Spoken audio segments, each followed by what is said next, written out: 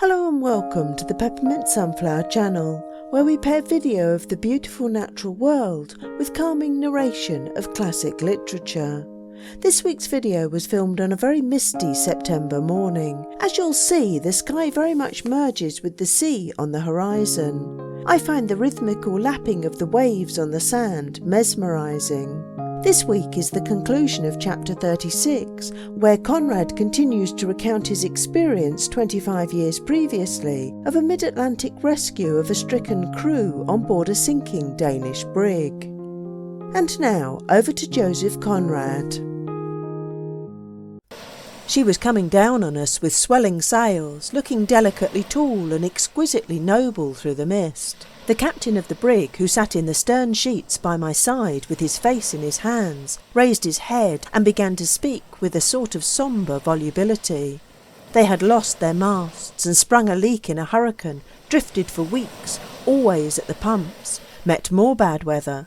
The ships they sighted failed to make them out. The leak gained upon them slowly, and the seas had left them nothing to make a raft of. It was very hard to see ship after ship pass at a distance, as if everybody had agreed that we must be left to drown, he added.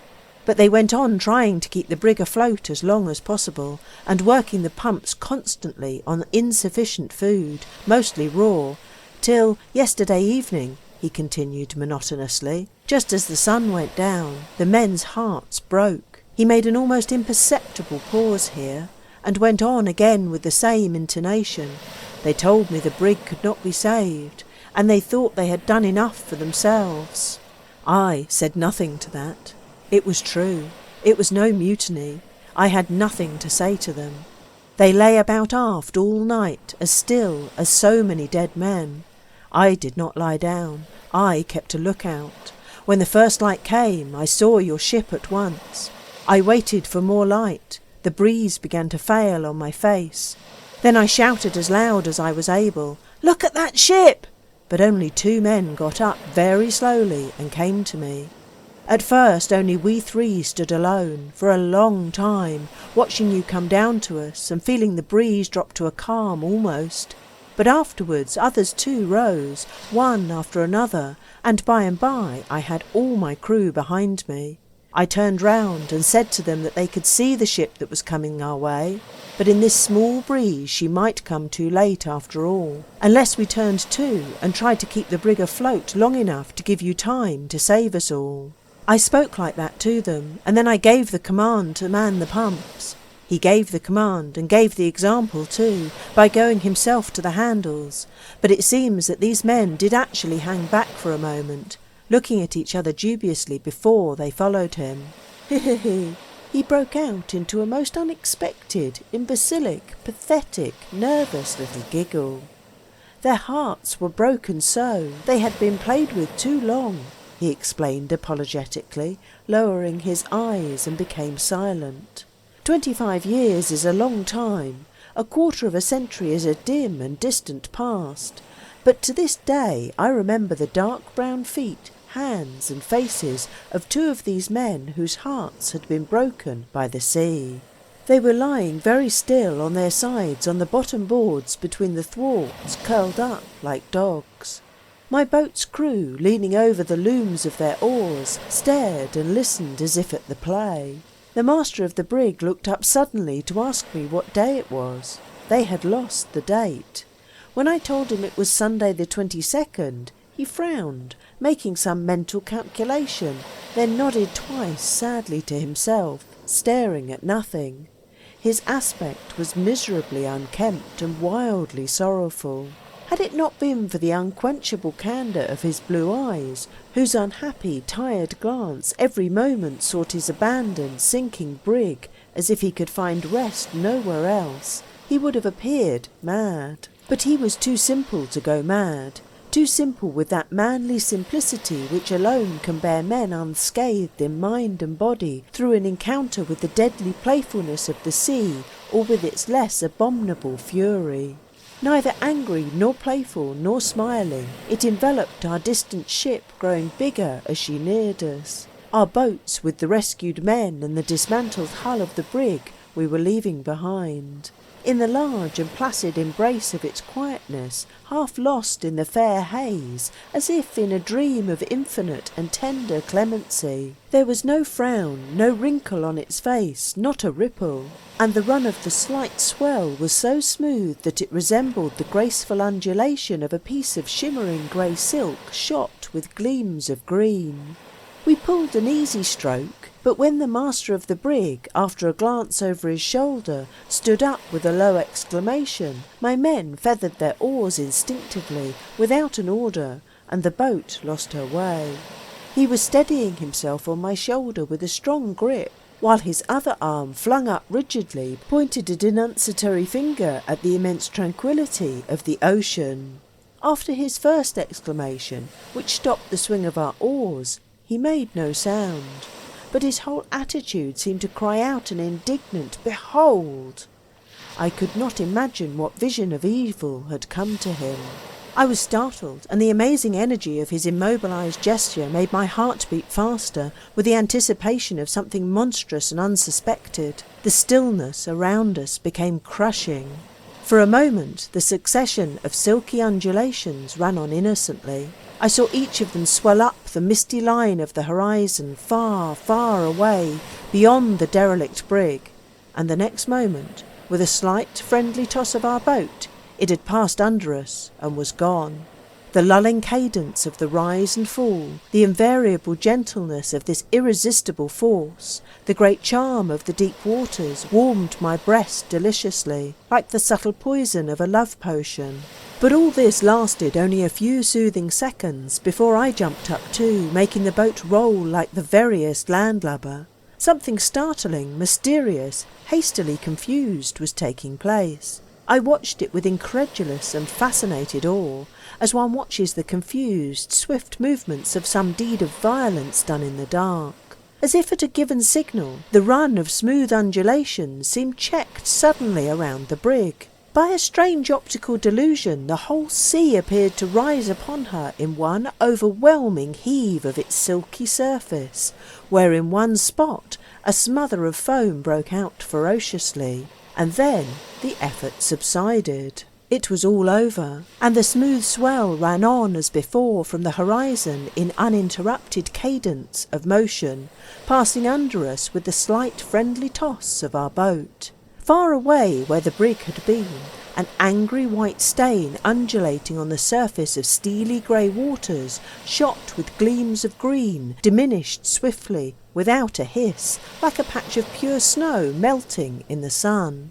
And the great stillness after this initiation into the sea's implacable hate seemed full of dread thoughts and shadows of disaster. "Gone!"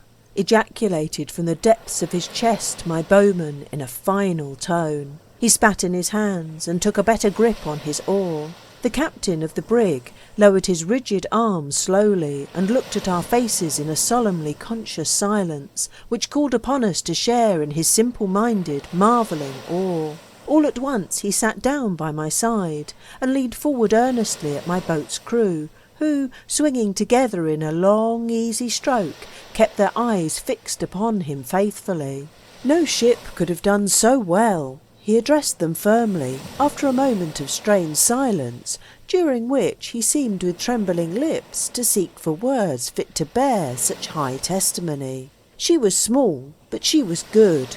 I had no anxiety. She was strong. Last voyage I had my wife and 2 children in her. No other ship could have stood so long the weather she had to live through for days and days before we got dismasted a fortnight ago. She was fairly worn out, and that's all. You may believe me.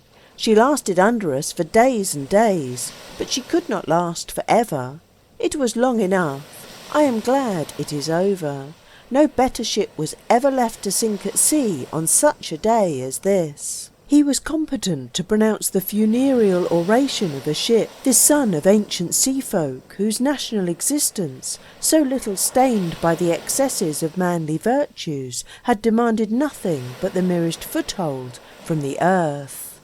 By the merits of his sea-wise forefathers, and by the artlessness of his heart, he was made fit to deliver this excellent discourse. There was nothing wanting in its orderly arrangement, neither piety nor faith, nor the tribute of praise due to the worthy dead, with the edifying recital of their achievement. She had lived, he had loved her, she had suffered, and he was glad she was at rest. It was an excellent discourse, and it was orthodox too, in its fidelity to the cardinal article of a seaman's faith, of which it was a single-minded confession. Ships are all right. They are. They who live with the sea have got to hold by that creed first and last. And it came to me, as I glanced at him sideways, that some men were not altogether unworthy in honour and conscience to pronounce the funereal eulogium of a ship's constancy in life and death. After this, sitting by my side with his loosely clasped hands hanging between his knees, he uttered no word, made no movement till the shadow of our ship's sails fell on the boat, when, at the loud cheer greeting the return of the victors with their prize, he lifted up his troubled face with a faint smile of pathetic indulgence. This smile of the worthy descendant of the most ancient sea folk, whose audacity and hardihood had left no trace of greatness and glory upon the waters, completed the cycle of my initiation. There was an infinite depth of hereditary wisdom in its pitying sadness. It made the hearty bursts of cheering sound like a childish noise of triumph.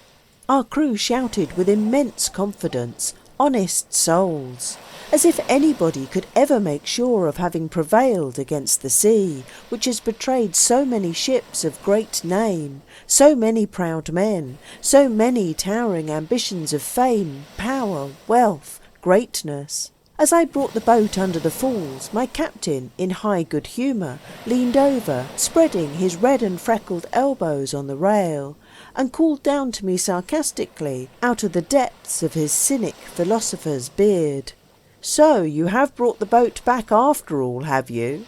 Sarcasm was his way, and the most that can be said for it is that it was natural.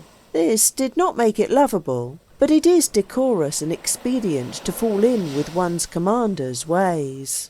"Yes, I brought the boat back all right, sir," I answered, and the good man believed me. It was not for him to discern upon me the marks of my recent initiation, and yet I was not exactly the same youngster who had taken the boat away, all impatience for a race against death, with the prize of 9 men's lives at the end. Already I looked with other eyes upon the sea.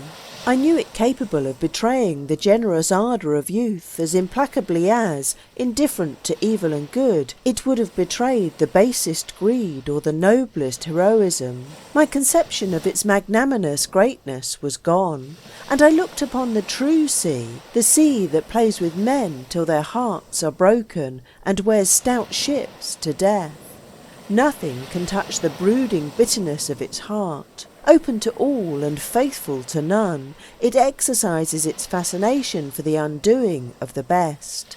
To love it is not well. It knows no bond of plighted troth, no fidelity to misfortune, to long companionship, to long devotion. The promise it holds out perpetually is very great, but the only secret of its possession is strength.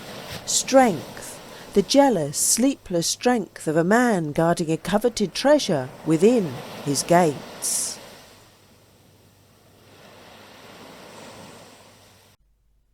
Thank you for listening. I hope you enjoyed both the chapter and the video. If you have any suggestions for classic books you would like to hear read on this channel, please drop a note in the comments below. Episodes are uploaded every Sunday. Please do subscribe to make sure you don't miss them.